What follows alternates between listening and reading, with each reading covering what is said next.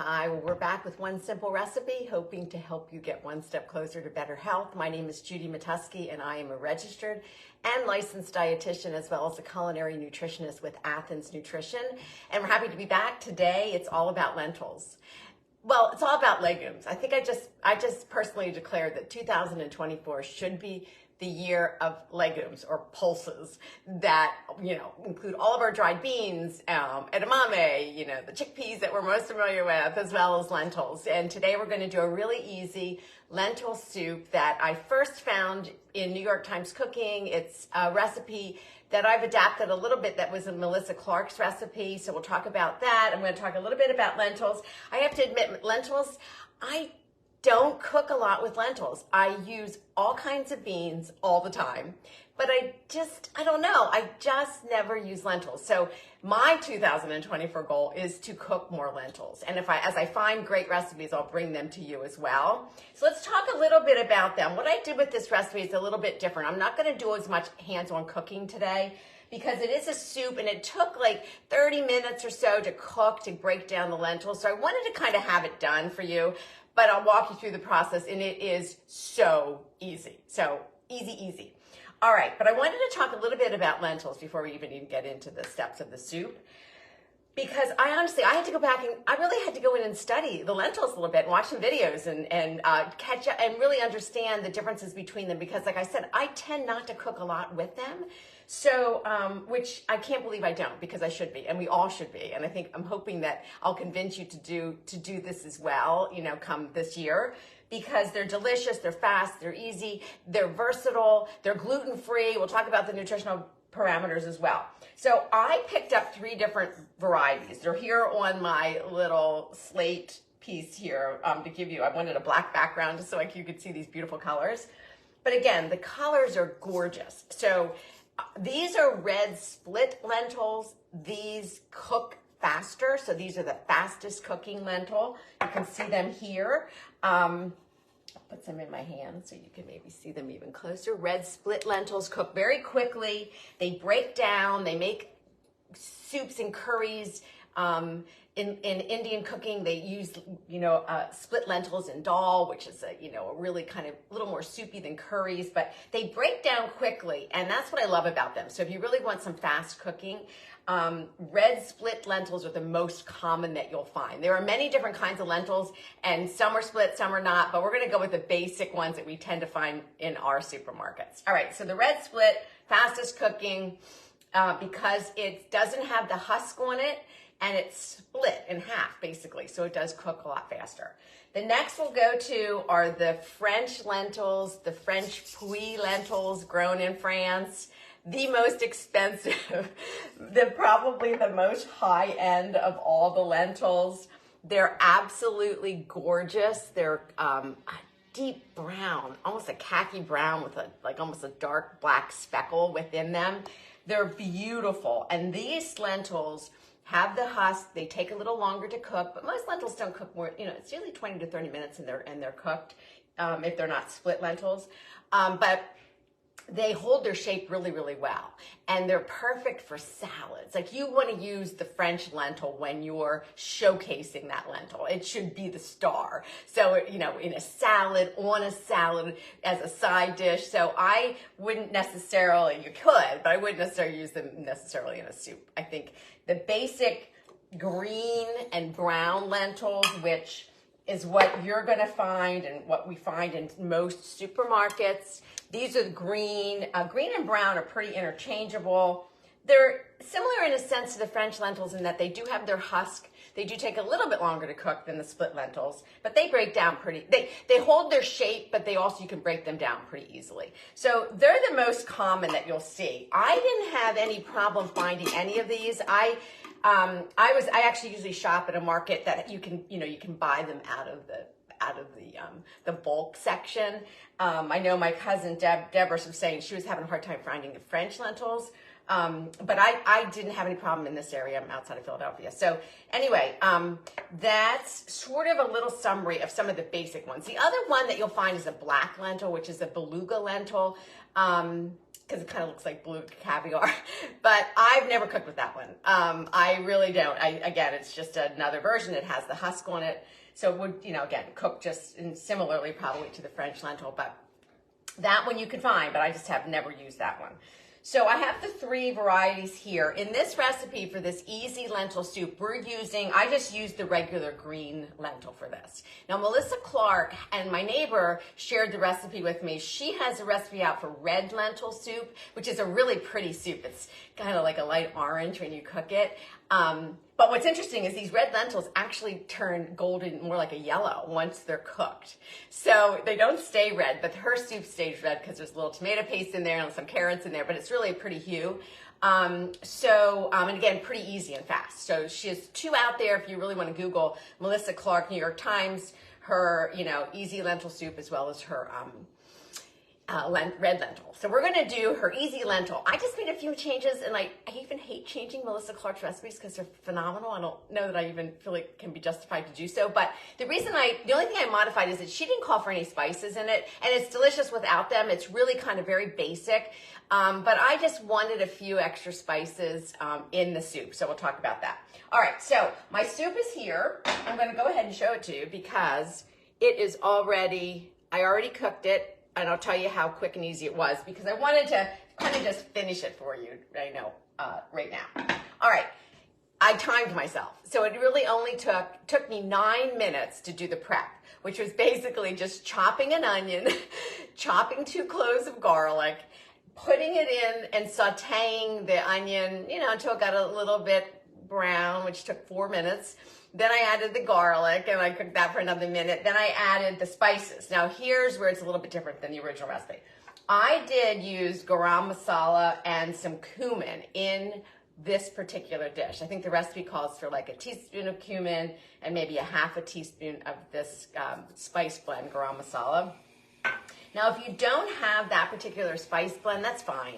You could just use the cumin, like with Melissa Clark's original recipe, you could skip the spices altogether, or you could use curry powder, because curry powder is a good substitute for garam masala. The difference there is that the curry powder doesn't have like the cinnamon or the clove or the nutmeg, those kind of sweet, warm spices that you'd find in the garam masala. And you can see I have it labeled. I just made my own. I found, there's many different versions of this, I'm sure, as different kinds of seasoning blends, but to make this particular spice blend. But I just found one online and I have all the spices that go in it. It's, maybe like, 7 different spices.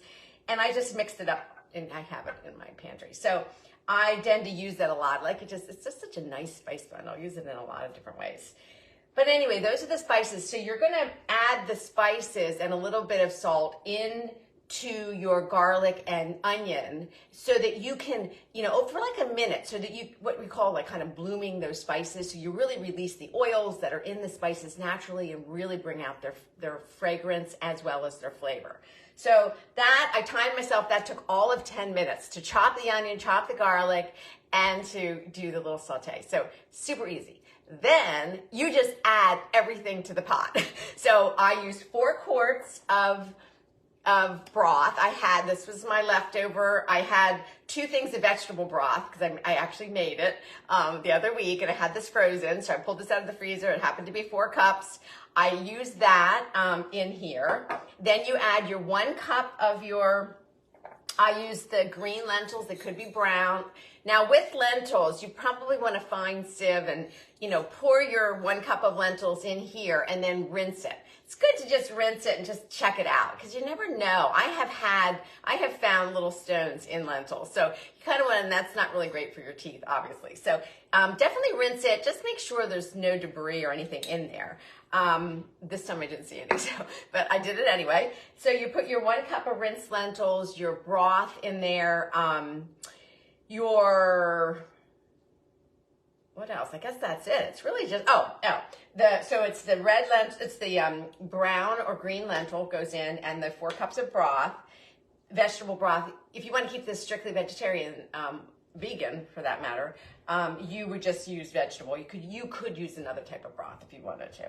And then because we still have, again, like I always mention, we still have like some rosemary growing on our patio because it's a little bit protected, and I had some thyme. So it calls for like 1 sprig of rosemary and 1 sprig of thyme. I probably put a couple sprigs of thyme in there and a 1 sprig of rosemary.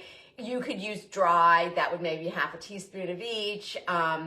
If you don't have like this, I just happen to have it fresh growing. So that's what I added, and that's it. That's it. So basically you're sauteing, you're getting everything kind of chopped and sauteed. That took 9 minutes. Then you just add everything else that's in the recipe. And then you bring it to a little bit of a boil, and then you're gonna let it simmer for, I think I timed it, it was about 30 minutes. By the time it came to a boil, and then I turned it down, and I kept stirring it. That just took 30 minutes until you want those lentils to start to get softer so that when you taste them, they're soft. They don't necessarily break down, but they're soft. So that was it. That's what I'm saying. It was so easy. And because it took a while to cook, I didn't, it's hard to do that when I'm trying to get in and out with these videos. So I went ahead and did that. Okay, so let's just do then the final step is if you have, an immersion blender, then this is when you're going to want to use it. So if you don't, you could do this in the food processor, or you could leave it as is. You don't have to break this up. We're just breaking up, about half of this a little bit, just to give it a little bit more of a creamy texture. But you don't have to. If you like it chunky, and I do. I'm not a big fan of cream soups. I like texture in my soup, so I would probably more likely not even do this next step for me. But it is nice. It gives it a nice texture. So if you want to do that. So I have the immersion blender. Remember, keeping it down so it doesn't spray. And then I'm just going to run it through here. And this will just break up some of the onion and the lentils. And it'll give it a little more of a creamy consistency. So let me just, you just kind of eyeball it, get it to the texture that you really want. Now the one thing about lentils, if you can hear me over this, nutritionally, they're unbelievable. So that's another reason why to maybe think about adding them in your 2024 goals. And I'll talk a minute here as this is done. It's pretty good, I think. I'm going to end it right there. I didn't know offhand what the nutritional components are for the lentils, so I had to really look it up. But I was like, oh my gosh, I can't believe I'm not eating these more. A half a cup of cooked lentils, if they have the husk on, so that would be your green, your brown, or your French lentils. 9 grams of fiber in a half of a cup cooked. That's more fiber than I think that I've ever seen. That's like over 30% of your day's worth of fiber in just half of a cup. And what's nice about fiber, and we're going to seeing a lot more of this, is the connection between our gut health, that healthy bacteria that hopefully we have, that's formed a nice little colony in our gut, that the fiber is what's considered a prebiotic. I know we hear a lot about probiotics, but fiber is a prebiotic, and that's what our healthy gut bacteria live on. That's what they eat. That's what they break down. And lentils are such a phenomenal source of that prebiotic, and that would be the fiber content. So really high in fiber. And the other thing is they're an excellent source of plant protein. Again, one of the higher ones you're going to find. Beyond beans, within that legume family or pulses, lentils are the highest at 12 grams per half cup cooked. Really high protein and excellent protein source.